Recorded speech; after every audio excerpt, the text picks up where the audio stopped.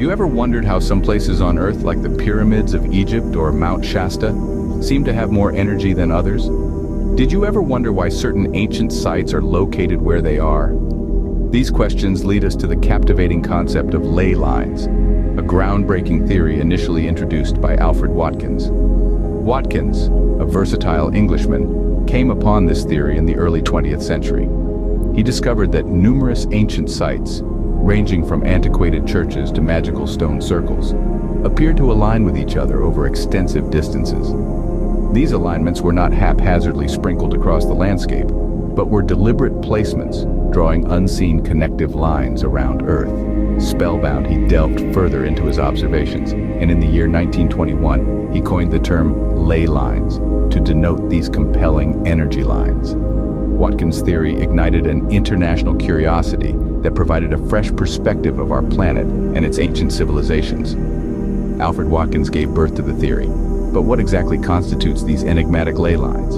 Consider the native people of the United States. They used to refer to ley lines as spirit lines, and their shamans would use the electromagnetic energy in these lines to communicate with the spirits. They even based their medicine wheel on the spirit lines, since they understood they followed a straight round path. The Druids termed them mystical lines. In Europe, the Welsh used the same name as the Eastern countries. They called them dragon lines. We know that dragon lines were named by Eastern countries because the sky gods flew on dragons along these lines. The Aborigines of Australia referred to these lines as dream lines, and they claim that knowledge was sent down to them from the gods of the sky as well. Picture a global grid, a web that spans the entire Earth. According to Alfred Watkins, ley lines are just that.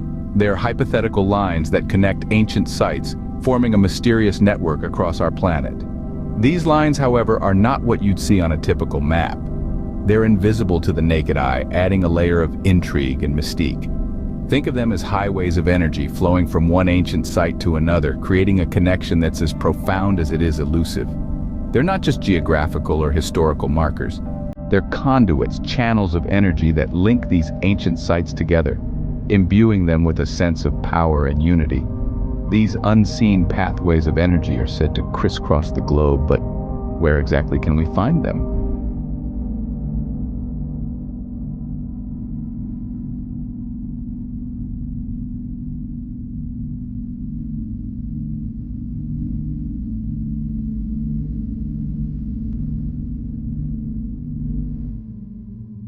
This resonance is known as the Shuman frequency. Lightning across the globe is the catalyst for this resonance. Do we have the ability to align our wavelengths in our mind with this frequency? What would 7.83 Hz sound like if humans could hear this low frequency? We can simulate this with binaural tones that create a pulsing in our mind. In the left ear is a tone of 70.83 Hz. In the right ear is a tone of 63 Hz. This distinct pulsing is heard in the mind as it puts the left and right frequencies together. This binaural frequency is in the theta range, 4 to 8 Hz, with purported benefits of deep relaxation, meditation, and creativity. The mystery of these ancient supernatural trackways deepens the further back in time we go, as archaeological discoveries around the world reveal a universal human fixation on continuous lines in the landscape in connection to spiritual beliefs and ritual. All over the world, we find ancient megalithic structures that seem to have been deliberately placed in straight lines, many of which are associated with ritual paths. Infrared satellites revealed an extensive system of finely engineered ancient roads running all throughout Chaco Canyon in New Mexico. These are thought to have been built by the lost Anasazi tribe. Rather than being made for travel between settlements, they linked together what appeared to have been natural sacred sites, with the canyon as a whole serving as the main religious center. Votive offerings of pottery have also been found along their edges. The strange thing is, the ancestral Puebloans are not known to have had the wheel or the horse, so this massive effort was made for some ritual function. Across the pond in Avebury, Wiltshire, England, we find another striking example of what appears to have been a ceremonial path. This Neolithic construction is 25 meters wide, bordered by two parallel lines of large standing stones, roughly 200 in count, forming a winding trackway through the countryside. Known as Kennet Avenue, it spans 2.5 kilometers in length, connecting the stone circle henge monuments, Avebury, and the sanctuary. Rather than using the demarcated road for travel, archaeological investigation indicates that people actually traveled along the outside of the path. Like in the previous example, votive offerings have been found. Here they were placed at points where the course shifts its direction. Across the British Isles, we see hundreds of kersuses, raised earthen tracks which link together mound sites. At Stonehenge, there are two of these, stretching over a mile, connecting it with two long barrows to the north. Some understanding of the function and significance of these ritual roads has fortunately been preserved in indigenous cultures. In Colombia, the Kogi, descendants of the extinct Tairona culture, still tend the ruins of the ancient jungle cities of their ancestors, connected by stone causeways, also associated with invisible spirit paths, which their shamans would use during their out-of-body soul flights.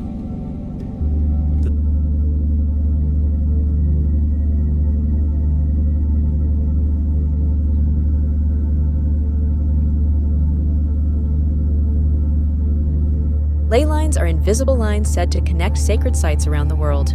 Ancient cultures like the Egyptians and Mayans built monuments along these lines. Some believe these lines channel Earth's natural energy. Theories suggest ley lines influence human consciousness and spirituality. Stonehenge, the Great Pyramids, and Machu Picchu lie on these mystical lines. Scientists and enthusiasts debate their existence and impact. Could ancient civilizations have known something we don't? Whether real or a mere coincidence, ley lines continue to fascinate. Explore these mysteries and decide for yourself. Hit the like button if you found this intriguing. Subscribe for more captivating insights into Earth's hidden wonders. Sacred sites like the Stonehenge and the Rollright stones are thought to be connected through these ley lines. These interpretations, while varying in their specifics, share a universal belief in an invisible network of energy lines crisscrossing the planet.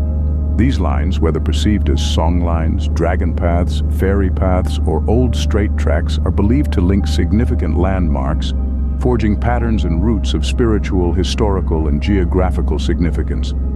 From every corner of the world, these lines have whispered their tales, entwining us in a shared web of mysticism. Next, we'll explore the intriguing connection between these ley lines and revolutionary physicist Nikola Tesla. Was famed inventor Nikola Tesla aware of the unique alignments of the Egyptian pyramids and their connection to ley lines? Tesla's fascination with the pyramids, renowned for their precision and alignment with celestial bodies, suggests a potential association with these unseen pathways that link ancient sites worldwide.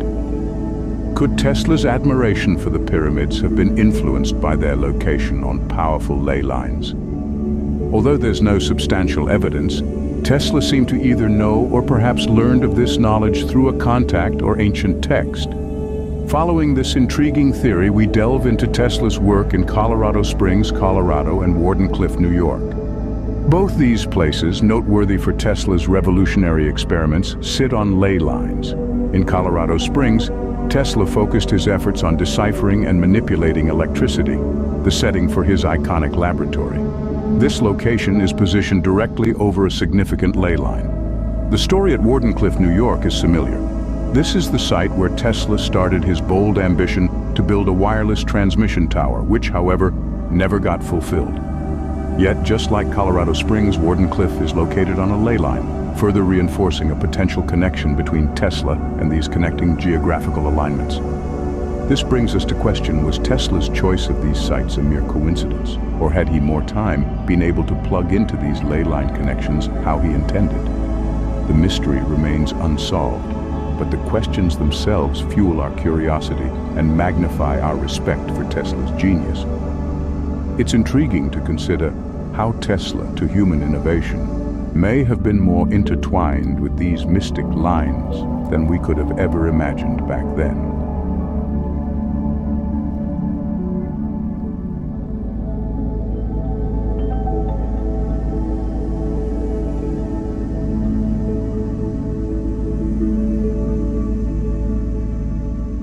The Earth has a heartbeat? Stay tuned to hear it. At any given time, approximately 2,000 thunderstorms occur on Earth, producing around 50 flashes of lightning every second. Each burst of lightning creates electromagnetic waves that begin to circle the Earth between the surface and the ionosphere 60 miles above.